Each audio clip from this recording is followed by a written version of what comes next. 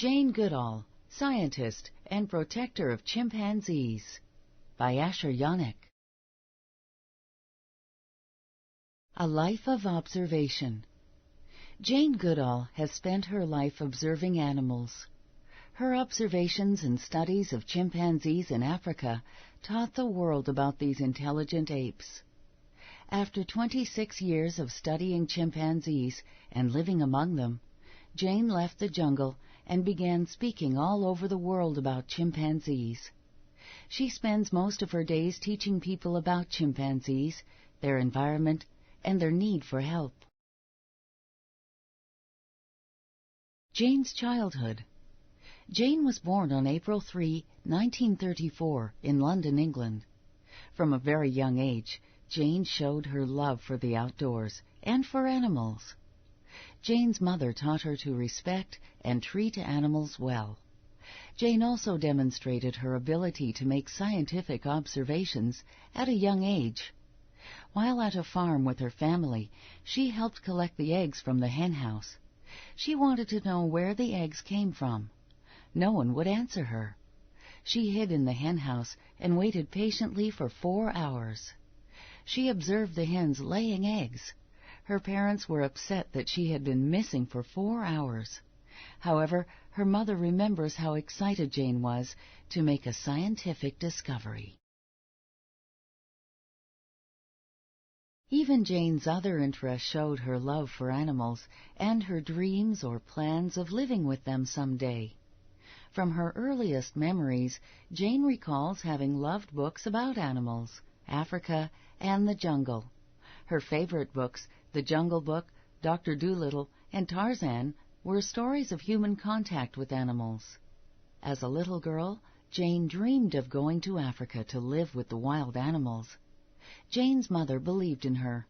She said, "Jane, if you really want something, and if you work hard, take advantage of the opportunities and never give up. Your dream will come true." Early years in Africa. Jane listened to her mother's advice. At age 23, she worked hard as a secretary, earning money to pay for a trip to Kenya in Africa. While in Kenya, Jane heard about the famous anthropologists and paleontologists Louis and Mary Leakey. She went to Zaire to meet them. She became their research secretary.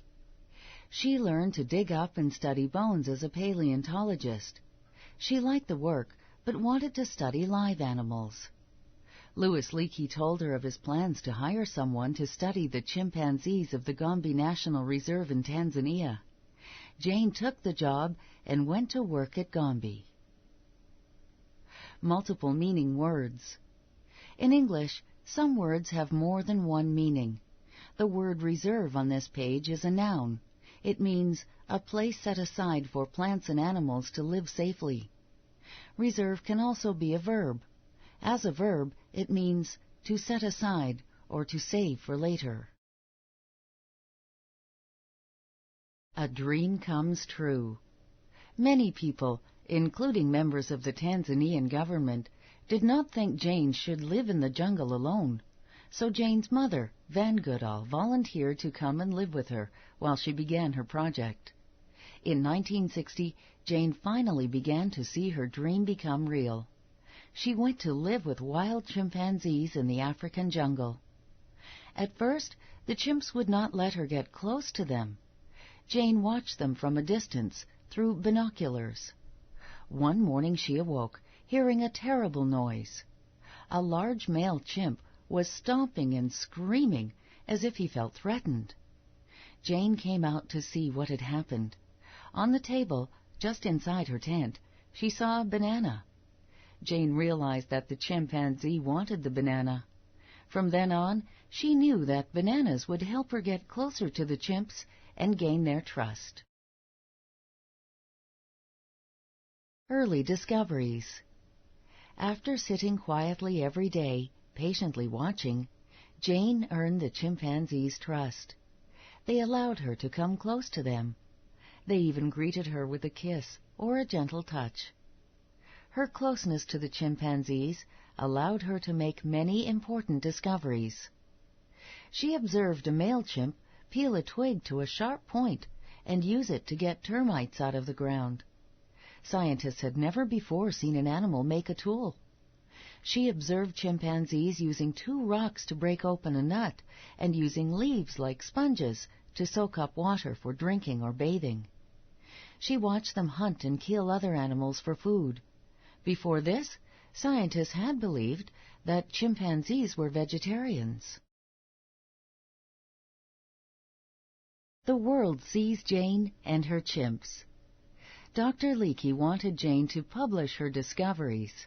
However, he knew that the scientific world would never treat Jane seriously if she had not studied at a college or university. He encouraged her to return to England to study at Cambridge University. Jane hated to leave the jungle.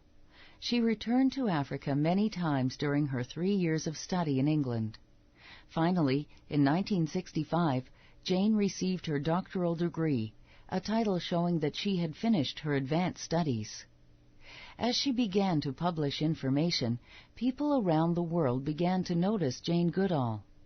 In 1964, people from National Geographic, an important magazine, came to Gombe. They brought video cameras and recorded Jane's amazing discoveries. Now the whole world was able to see pictures of Jane and the chimpanzees. Years and years of research. Jane lived for 26 years in the Gombe Reserve. Jane sadly watched chimps become infected with polio, a dangerous human disease. Scientists did not know that animals could be infected with polio. Jane watched in awe as one community of chimpanzees taught others how to use a tool. She even watched the chimpanzees chew a plant that was like a medicine.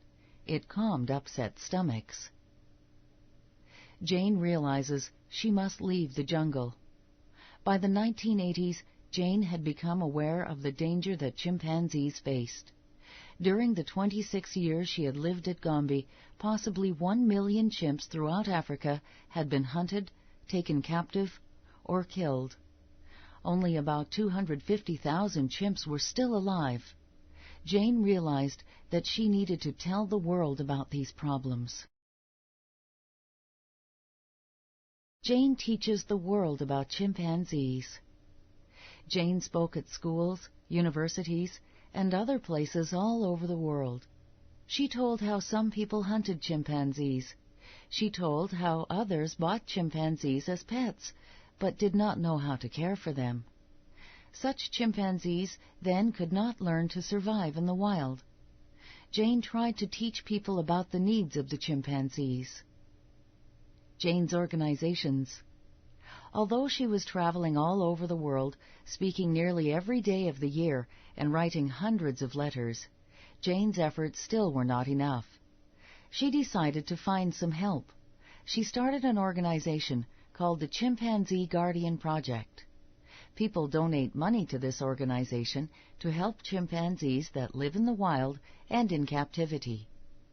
She created several sanctuaries for injured or orphan chimps to live in an outdoor environment, protected from people who could hurt them. She created a school program to teach children around the world how to protect the environment, animals, and resources that we all need to survive.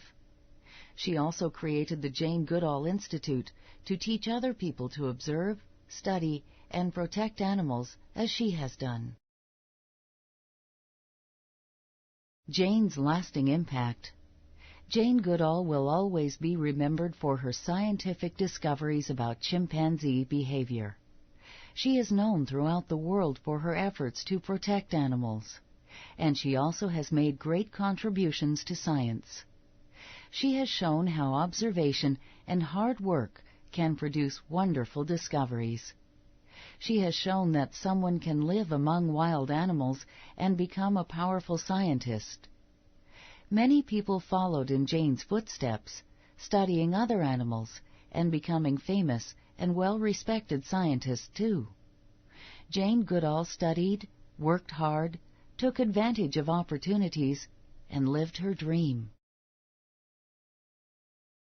Jane Goodall's life. 1934. Born on April 3. 1957. Arrived in Africa. Worked as secretary to pay for her trip to Kenya. 1958. Met the Leakeys. Became their secretary and assistant. 1960. Moved to the Gombe National Reserve. Observed chimpanzees eating meat and using tools. 1962. Began studies at Cambridge University. 1965. Received her doctoral degree. 1977. Created the Jane Goodall Institute. 1986. Left Gombe to speak around the world. 1995. Made series of discoveries about chimpanzees from 1960 to 1995.